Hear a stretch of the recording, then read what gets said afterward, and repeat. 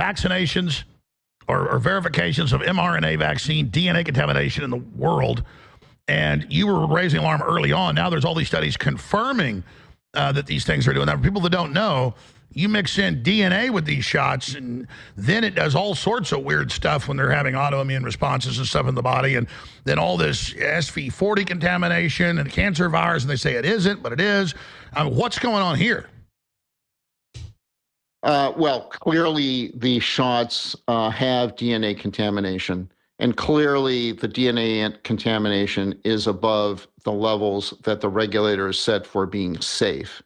And we can play games with the definition, but the point is that there is a lot of extra junk in these vials that are being injected into people's bodies that we have no clue as to what the repercussions are in the short term or the long term. And we had Bill Gates, when this was all rolling out, saying, we have no idea with this mRNA. We just shoot it right in the kids' veins.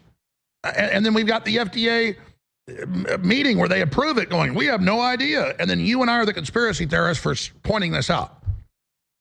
Yes, it's kind of an upside down world here where we're the conspiracy theorists and we're pointing out all of the safety issues with these vaccines. And gosh, you know, you don't have to be a critical thinker to realize that, wow, there have been no autopsies and there's no histopathology on any of these. And when they do the autopsies, which were done, there were about 80 or 85 autopsies done in Germany for people who got the shots. And those autopsies showed very clearly that the vaccines were responsible for people's deaths. And the organ damage and the vascular damage was horrendous in these people who died. Those things just don't happen spontaneously. I mean, these are like very rare events. If you saw one autopsy, you'd say, "Wow, this is very rare." But when you then look at 5 autopsies in a row, you say, "Whoa, we're seeing the same very rare thing in all of these autopsies."